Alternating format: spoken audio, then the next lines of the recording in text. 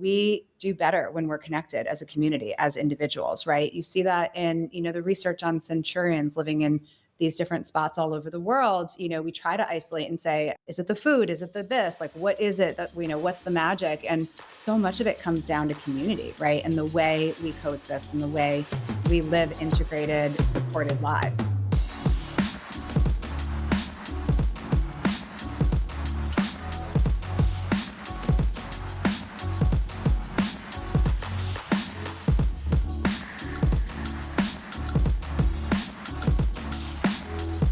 Welcome back to the Fitt Insider Podcast. I'm your host, Joe Veneri.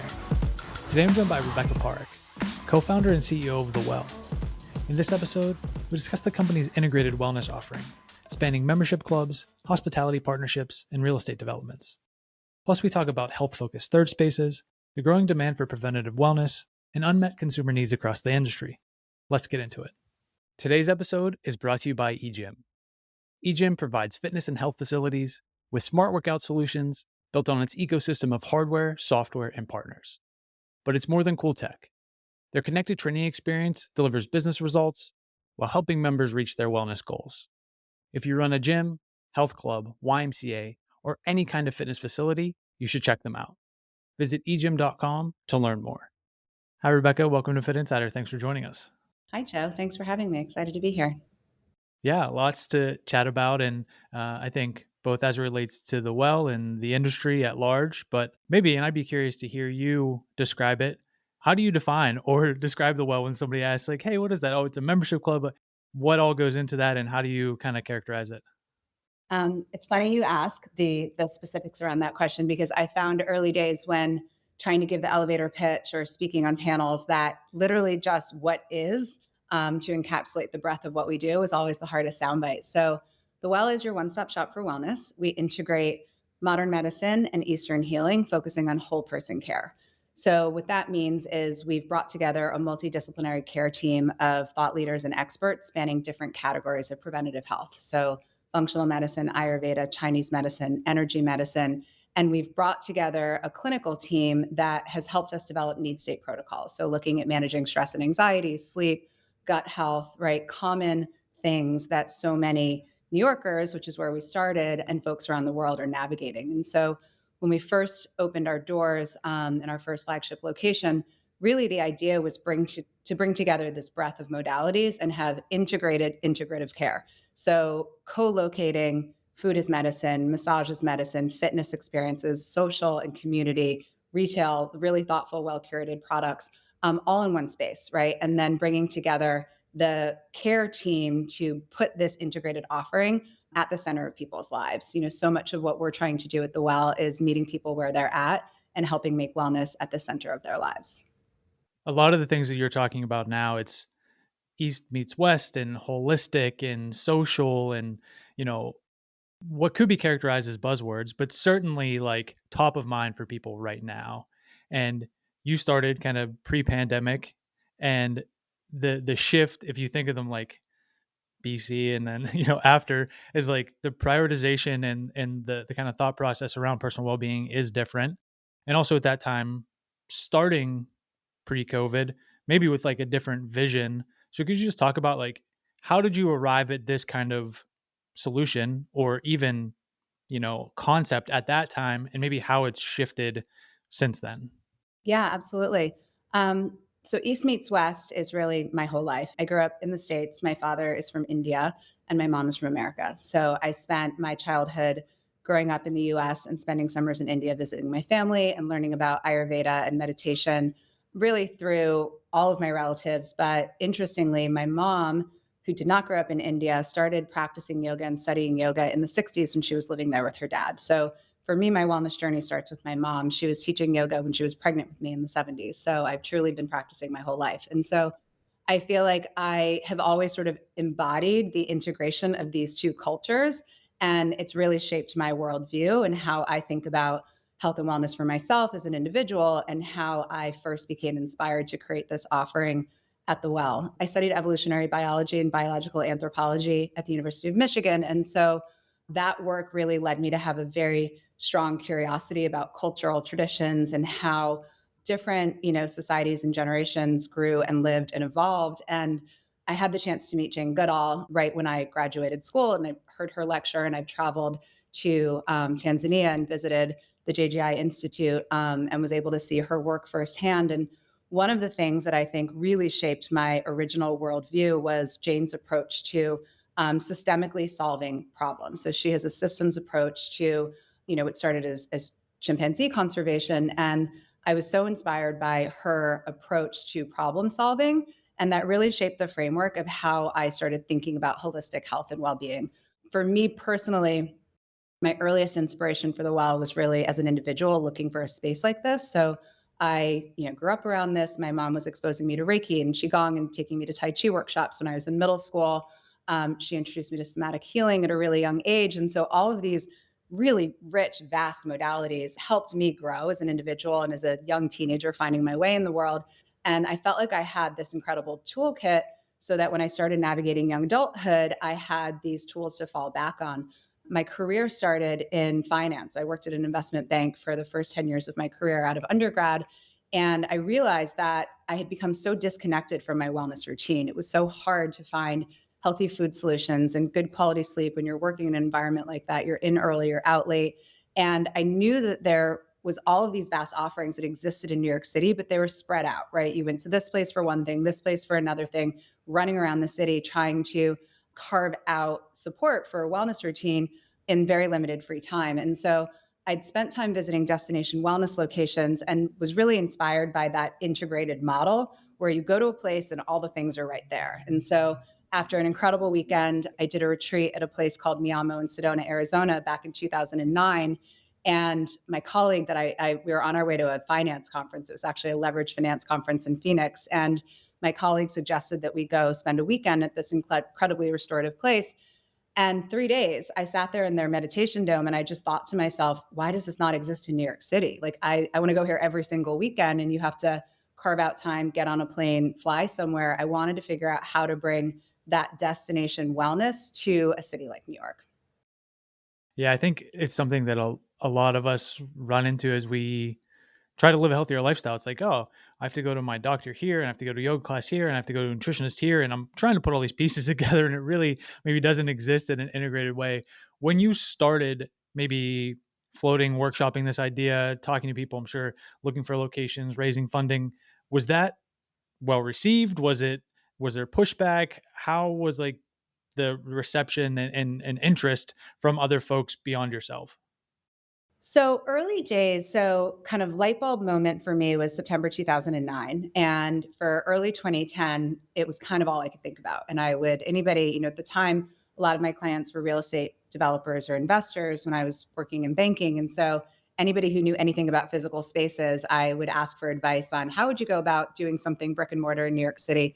And mostly the feedback I got was it's really hard, like don't quit your day job. It was a lot of like kind of cool idea, but it's a really, hard nut to crack. And so I'd probably say I spent about 6 to 8 months kind of really like thinking about it in earnest and where would I start, but really just sort of kind of like hobby idea, not in okay, I'm going to quit my job and do this way.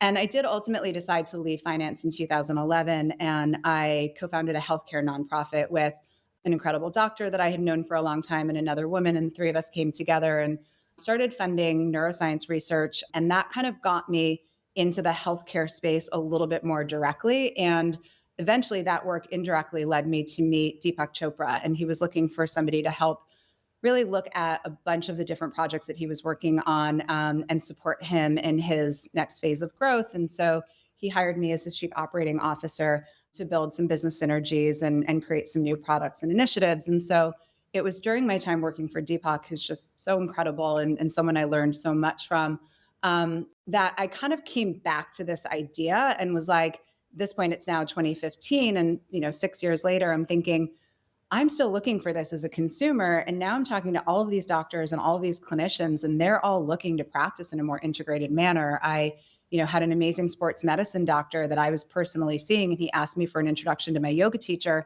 because he worked with a lot of pro athletes who said, do you think yoga will help with my back pain? And he wanted to go deeper on understanding yoga. And so he met my yoga teacher, who's an extraordinary woman who's been studying and practicing yoga her whole life. And I started kind of unofficially making these connections. And I was like, I think there's an opportunity here to actually build a business. Yeah, this is quite the journey and convergence of family and background and inspiration and evolutionary biology and Jane Goodall and finance and Deepak Chopra working for them. And then what was the maybe point if you think of it as inflection point, a point of no return, where it's like, this is how I'm going to apply it and try to solve some of these problems that I'm having personally, but certainly solve broader issues that many people face, whether it's just the inconvenience of it or more seriously, like a number of health crises that we all face. Yeah, I mean, it was April 2015. I was on vacation with my family, going for a walk with my niece, and she has always been the most sage seer. She's a mirror for me. She helps me see the things that I can't yet see. And she actually modeled back to me what she was hearing and observing and when I would talk about stuff. And she just was like, why don't you just do it? And it was such a simple moment, but I was like, I think I'm going to do this. And so from that point on, there was kind of no looking back. And I will say, and I have two incredible co-founders who I'd love to share more about them and their backgrounds and how we came together. But we often say when the three of us talk about founding this business together and how this all came together, we've always felt that it's very much bigger than us and something that we're channeling. I think that this was something that I was really born to do and something that found me more than I found it. And so I had a clarity and a conviction and a knowing that this was the work that I not only wanted to do, but was being called to do,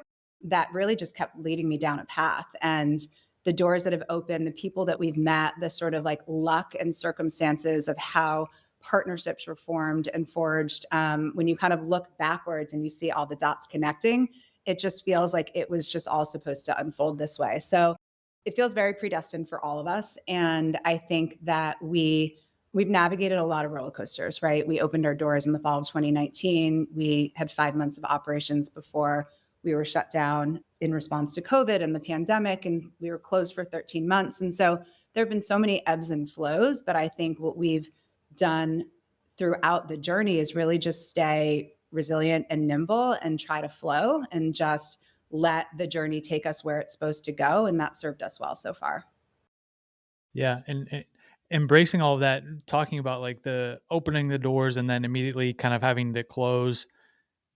Was there, I guess, how were you able to weather that? And was there a consideration like, hey, maybe this isn't meant to be? You just talked about everything kind of like conspiring in the right direction. Was there any feeling of like, maybe we're not going to be able to like weather this storm? Truthfully, no. We never I don't know if we're just crazy or just like so close to it and so in it that we couldn't or wouldn't let go. But I think we just kind of kept going and taking it day by day. I mean, often folks ask, like, where did you start? How did you begin? Like, how did you know how to do this? Right. And the truth is we didn't know how to do this. We figured it out step by step, brick by brick, day by day. And so had you told me back in April 2015, and when I decided to quit my job and sketch out on a napkin how to build a wellness center, what would be in store and how many twists and turns there would be and how hard it would be, I would have been so overwhelmed. I don't know that I would have started. I think the best thing about how we approached it was truthfully step by step, day by day, as I said. So, when we first signed our lease and found our first location, my co-founder, Sarah, like she did a deep dive in understanding construction project management, right? Like she ran point on all of our construction, our build out, managed all of our professionals. We had an incredible partner who had spent his career running construction for a well-known family office that had invested in our seed round. And so he was helping a lot and teaching us a lot. But, Sarah got an advanced degree in HVAC and, plumbing infrastructure and things that, she'd spent the last 20 years of her career building incredibly iconic CPG brands as a marketer. And she had this vast skill set and knowledge from sort of working in startups and CPG, but certainly had never done anything like that before. And so I think you just learn, you just kind of roll up your sleeves and you learn every day. And so for us, I think that we just always felt like there was no looking back. I think it's worth noting, I mean, from really inception, we started interacting with our community and individuals who are having truly life-changing transformational experiences at the Well New York and then eventually in our other locations. And that at its core is what helps you get through any hard day, right? Seeing what people are experiencing, hearing the impact that the business has had on people's lives. is really all the motivation any of us need. Yeah, the initial concept, at least how it's kind of described, is like it was a membership club and members only. And of course, that gets like the connotation of like it's very exclusive. It's very kind of like elite, just in terms of who's able to pay for it. And now the business has evolved into, yes, the clubs, not all membership, some partnerships, some real estate. So, how different or similar was like the original vision and the kind of wellness center club aspect from what it is today? And was that a product of COVID, or was that like kind of always the plan was to get to like this multifaceted business versus like just opening clubs or just individual centers? When you're working in healthcare and wellness, it's really hard to put any kind of gating around that, right? Like you want the services to be as readily available and as accessible as is possible. And so we really pushed ourselves in thinking about how do we run a hybrid model. And so we did that just before COVID. Coming out of COVID, I think we realized in that moment in time, the city had changed dramatically. Our customer base and our community had vastly different needs. We were working remotely, we were living remotely, everything shifted. And when we reopened in April of 2021, folks were not comfortable gathering in big groups, right? People weren't doing group fitness, they weren't doing group programming, and that was so much of the value of membership. So we decided to create an exclusively a la carte offering at that time and make it super easy for folks to drop in and take a meditation class, drop in and take a yoga class, really approach the business in any way that made sense for you in your life. And so from that point on, we did continue to get a lot of feedback from our original community saying, hey, but what about membership? And we loved having this membership product. And can you bring both back together again? So we ultimately did. And that's where we've landed for the long run, which is this sort of co-located services alongside membership. And that is working. And that's what we plan to roll out in our future locations. Yeah, the natural evolution of this in some ways, well, being able to do that in general, kind of props to you and the team for for being flexible and obviously resilient and all the things that you mentioned to say like this is what we have to do at this time, but this is also where the demand is. So how do we walk this line? And yes, being able to serve as many people as possible, right? That's the goal anyway. So getting to a place where you can do that, but then taking it a step further and saying if we want access and convenience around all these holistic health offerings in our community, wouldn't we want them when we travel? Wouldn't we want them where we live? Wouldn't we want them, like, when don't we want them, basically? So as you start to look at all those different opportunities, whether it's in travel and hospitality or residential or, wherever it may be, where have you chosen to kind of act on that? And where else are you maybe thinking about applying that same logic? Yeah, I mean, I think the most exciting thing that we're working on right now is our project in Miami where we're bringing wellness into residences. And it's exactly for that reason, as you just named, like, why wouldn't you want this part of your actual everyday? So I think for us, original vision, destination wellness in an urban market, starting with city clubs. And that was sort of like version one of the business plan. And so I think had you asked me, had we met and had this conversation, when our doors opened, I would have said, New York, London, LA, Tokyo, Mumbai, big population dense urban markets, and we'll have kind of 10 to 15 flagship clubs around the world. That thinking has definitely shifted and evolved. And some of that started with the opportunity that we had to partner with a hospitality company who was looking to bring a wellness brand to a new property that they were redeveloping in Costa Rica.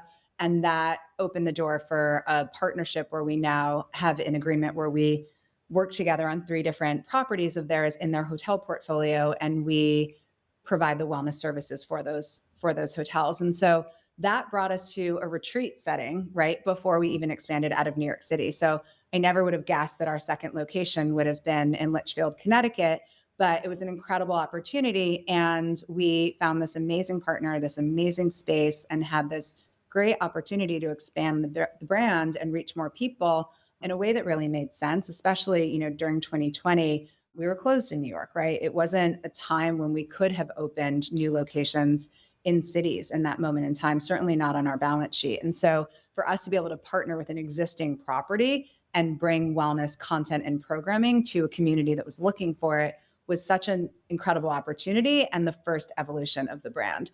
So from there, we also started talking to an incredible real estate developer who's based in South Florida, who was building a residential and office project and was interested in hiring us as an operator to run a wellness club as an amenity for the building. And so as we got to know each other better, that vision grew to why stop at the club? Why not integrate into the residences? And so starting in late 2020, we started concepting what branded residences would look like and what does it mean to integrate wellness into an apartment, right? Into a condo.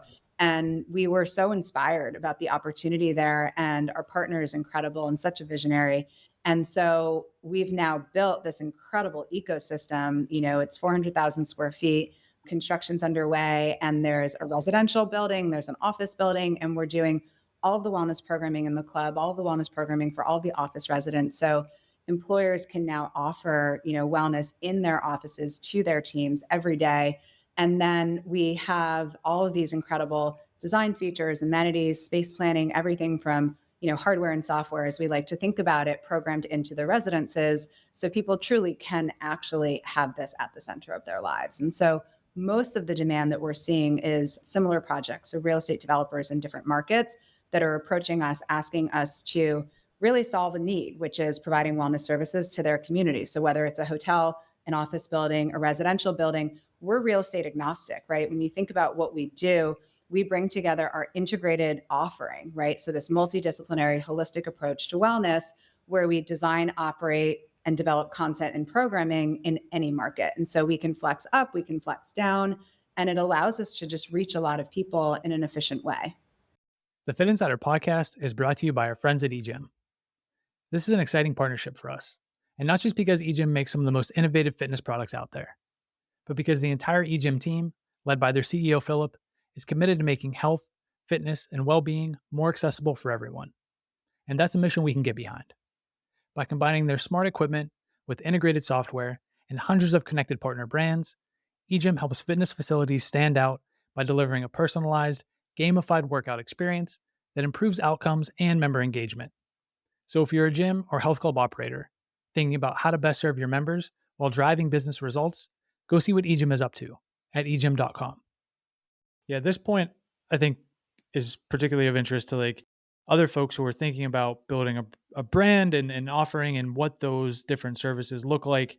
And you think about, as you said, you're real estate agnostic, which makes a ton of sense. And it's, how do you think of these as different offerings, services, business units where somebody can come in and almost in an a la carte way, choose, hey, we want this piece, but not this thing. Is there a preference for you in terms of yes, we want ownership of the real estate, or maybe we don't, maybe it's better that somebody else owns it? How do you kind of balance those different considerations? I don't want to call them trade-offs, but even just decision points along this, yes, this is a project that we can actually be a part of. Yeah, I think a couple of things. I think we do have a sort of an approach where we say we have to have at least this many things in the box, right? Because that's what makes it the well. That's what makes it special. So we have sort of design standards, minimums around square feet, right? We know how much space we need to integrate our offering. So that's sort of number one, right? Every project we work on, every club we build will have an assortment of a combination of services and experiences that just has to exist in every location for us to really deliver on our brand promise and meet our community where they're at in terms of servicing what we think is the need, or what we see as the need, I should say. And so that's sort of first and foremost.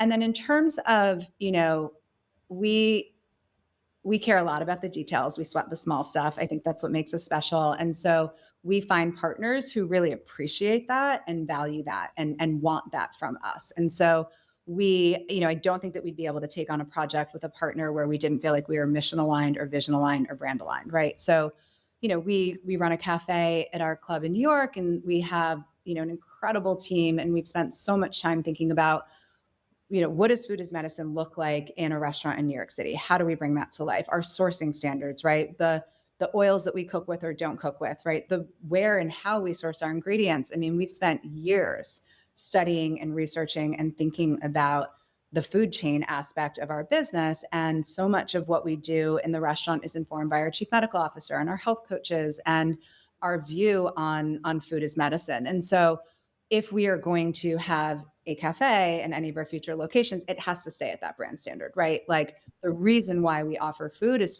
medicine. So we can't compromise on the quality of the sourcing. We can't compromise on the quality of the ingredients. And so we find partners that are aligned with that and agree with that and believe in that so that we can stay true to the brand. Yeah. And then maybe taking that a step further as you think about what's in development now, what future opportunities exist. Do you have, whether it's, if you think of it as an annual basis or even like a ceiling is probably the wrong word, but just like potential, how do you look at that? Is it, we want X number of clubs, X number of real estate partnerships, X number of kind of hospitality, hotel partnerships, and balancing what percentage of each maybe do we want to have as we think about all those things? Yeah, I think, we're at an interesting inflection point in the business. And so I think it's hard for me to kind of give a ceiling today and say what I think is like the max number of properties that we could operate well. I think a lot of it is just cadence and timing, right? We know that we do not want to grow too fast. We know that we do not want to spread ourselves so thin that we can't deliver on the quality of experience that we're committed to offering to our community. So being thoughtful about timing of opening projects and the breadth and resource, availability of our team is part of that equation. That said, there's literally hundreds of projects that we get pitched on a monthly basis, and the demand is just growing exponentially. So we're working hard to think about. We've been very fortunate in that we've been able to be very reactive, right? We get calls all day long from folks who are asking us to pitch on projects. And so we're starting to be really strategic around which markets we want to grow in and complexing, right? So we are looking at doing a couple projects in a region because we know that we can service them well and we can invest in a team in an area and do a couple clubs in this market, a couple clubs in that. We do know that we want to go narrow and deep with a smaller number of partners because we think that we can have a greater impact that way than spreading ourselves across a wide ecosystem. So there's definitely a lot of parameters and guardrails that go into how we think about growth and expansion. But I think it's too early to say at this stage kind of where I see us capping out. Yeah, absolutely. And then maybe a couple more questions before we wrap up. One more on like the kind of business and different aspects of it. Is there a world, or maybe even it's in place now, I don't know about it, where it's I'm a member, but I get access to the different locations, experiences, et cetera? How do you see that playing out? Yeah, I think that's a really important product for us to offer, and I think people really want that. What we hope to have is a global product that you can, anywhere you're traveling, any market you're in, you can not only drop into a club or have an experience, but that your health records are available, right? The practitioner knows what you're working on and what's worked, what hasn't worked, what you need or could benefit from services or experiences, and sort of building the integrated tech to support that. I think that right now the challenge is that a lot of our projects have different ownership groups, right? And so stringing together how does that work is something that we're in the process of working on. Right now, it's not as big of a challenge because our partnership properties are in pretty remote locations. They're vacation spots for folks. As we grow and expand and we have more clubs and more cities and more markets, absolutely that becomes an even more important product that we're in the process of developing. Yeah, it makes sense. And then zooming out a little bit, when you think about this broader movement, wellness real estate or social wellness clubs or like third spaces in general, there's oftentimes like yeah, this is a modern day country club, right? This is like reinvented what that looks like and a lot of the same things. Is that an oversimplification? Like, how do you think about what it is and why it exists? Well, like beyond which I agree with, like the loneliness epidemic and, community being central to overall well-being, but just like this kind of pull by the market to say like, yeah, we want more of these things and a bunch of different versions of them potentially.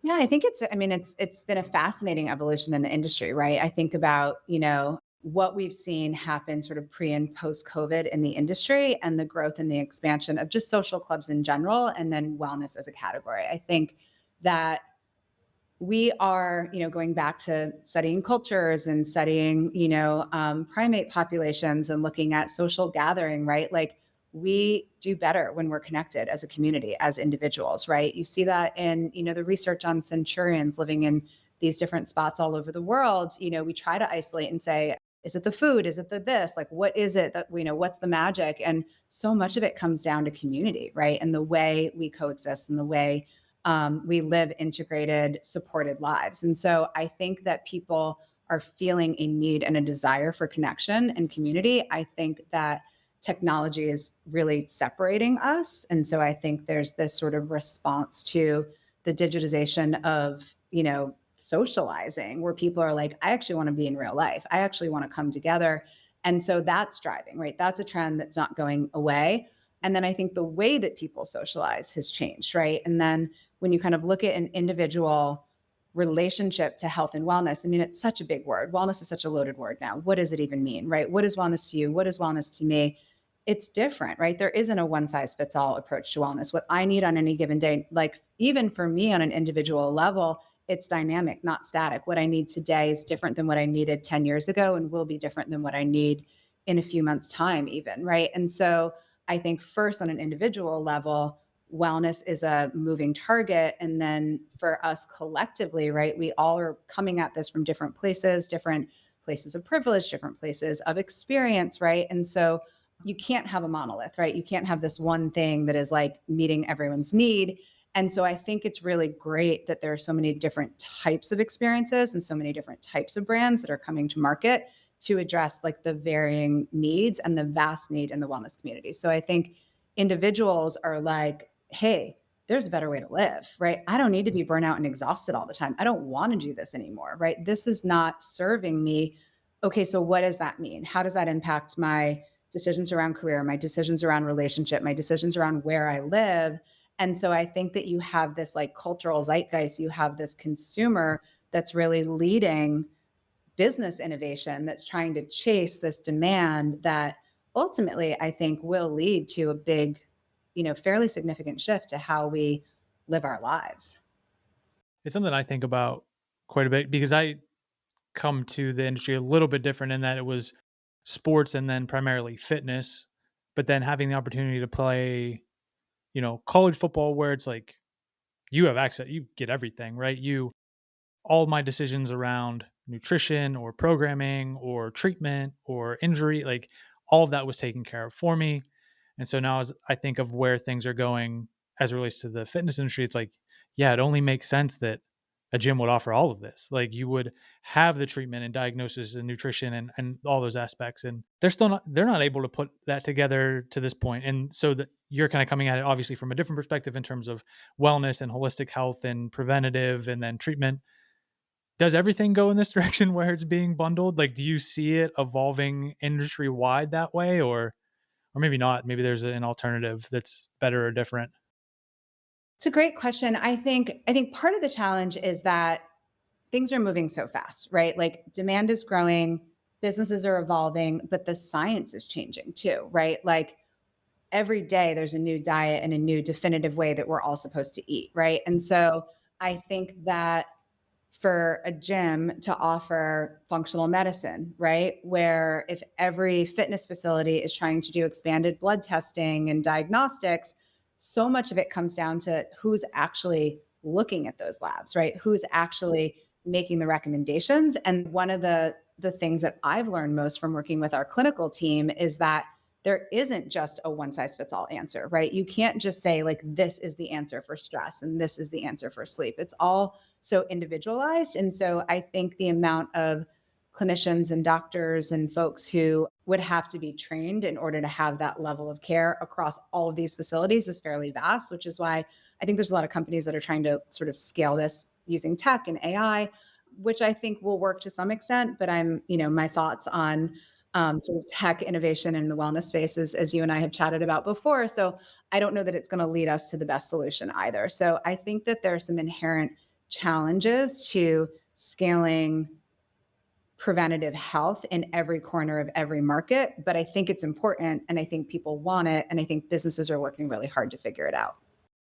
Yeah, I think that's the short answer in the near term is that it's directionally correct, but we don't necessarily know how we're going to end up there. But it's encouraging and favorable nonetheless that more people want it and more companies are trying to solve it. Yeah, exactly. I was researching, I was asked to speak on a panel about integrative and holistic health in the realm of cancer research and oncology.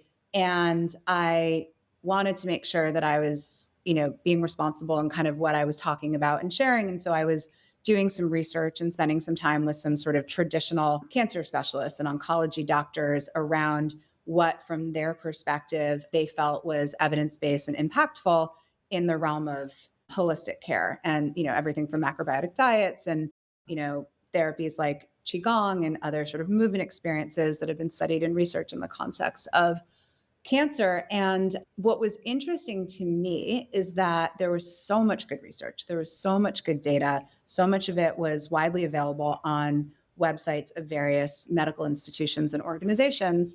And so much of it was customer led. So the way that these research reports were written, they were written for doctors, and they were written saying, many of your patients are asking, can a macrobiotic diet impact cancer, right? Can yoga, meditation, qigong lessen the side effects of cancer treatments and therapies, right? And these are questions that were coming from individuals that were creating a shift in an institution that was researching and studying and understanding this particular disease. And so I think customer-led change is powerful.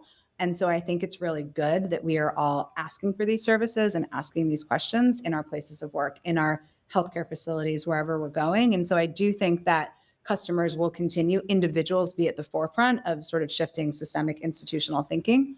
I do think one of the things that we all, as wellness founders and operators and folks that work in this industry, have a deep responsibility to do is to participate in the conversation, not just around self-care, but collective care.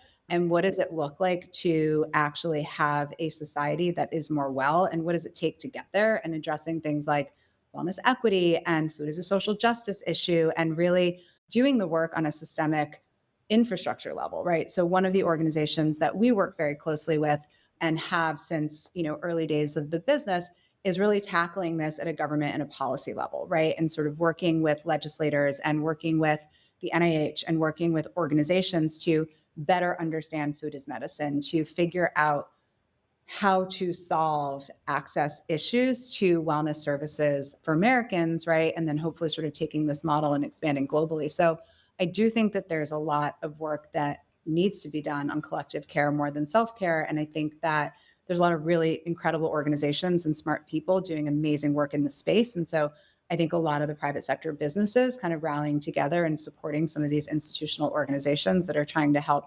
systemic change is really important. Yeah, I think as we get towards the end of the conversation and run up on time, there's probably a part two in the works here, because it's something that we think about and talk about quite a bit in terms of, it's easy, like a tech company that raises money, to kind of glorify that they raised this round or their valuation or what have you. And in the same way, we've fallen into this in the wellness industry a little bit, where it's like we want to talk about, oh, it's this many $1 trillion are spent, and these are the amenities, and this is the new thing that's launching, where it's like health outcomes are continuing to move the other direction. So it's like something's not quite right in terms of what's supposedly happening with what we're getting out of it. And yes, so thinking about this, community and societal and all those things, access and outcomes beyond just, hey, what are the top line numbers, I think is a huge step forward that we're getting closer to at least starting to think about, like, what does that mean and how do we address it as operators and founders? Yeah, absolutely. I mean, sort of, evaluating your business metrics on top line revenue alone isn't going to move the needle on the sort of societal changes that, are required for all of us to live better lives, right? And so I think the more that businesses can kind of have an impact metric, the better. But I think it's also a big challenge that we face. And one of the things that I'm really passionate about is trying to collaborate with other health and wellness founders and build partnerships with other organizations, because I do think that we face, especially as operators in physical spaces, like we face really real challenges around our business models, right? And that, our landlords don't really care if we're selling health and wellness versus other services. Rent is rent in an expensive city, right? And so investing in a team, right? Like that's the biggest investment we make as a company, is in our team and our people, right? Like that's the most important investment that we can make. And so, building the business and building a business that's sustainable, right? And that can grow and scale is not easy, certainly not in markets like New York, in markets like New York or, in other cities. And so solving that, like there's a lot of work to be done in there, right? Like I think we'd all love to offer our services at no cost to tons of folks, right? It's just the business wouldn't continue to exist. So how do we do that, right? And I think the more that operators can kind of get together and collaborate and kind of try to problem solve and leverage each other's knowledge, experience, relationships, vendor contacts, right? Like more ways for us to work together to sort of help solve and address some of the fixed costs of our business to allow our businesses to be more flexible as we grow. Yeah. I think that's all important. I think it's a great place to leave it in terms of what folks, maybe a different perspective or lens to think about things through and how to collaborate. As we do wrap up, whether it's things that we should look out for or where you think people should go learn more about the well, where would you kind of point us? What's top of mind? So I think the best way to find out about what's happening at the well is our newsletter. We send out lots of content on what's happening in our locations and programming.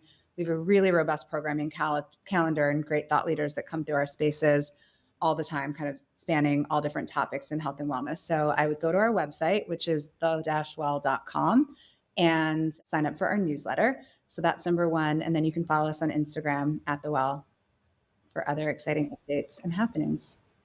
Yeah, we will definitely encourage everybody to check that out. Link it up in the notes here. But it was really fantastic conversation. I enjoyed it so much, and like I said, would hopefully love to do it again sometime. So I appreciate you being here, and yeah, excited to share the conversation. Thanks, Joe. So great to chat with you today. Thanks for your time. One more thing before you head out. Help us spread the word. Take a minute to rate and review the podcast, subscribe to the YouTube channel, or share this episode with a friend.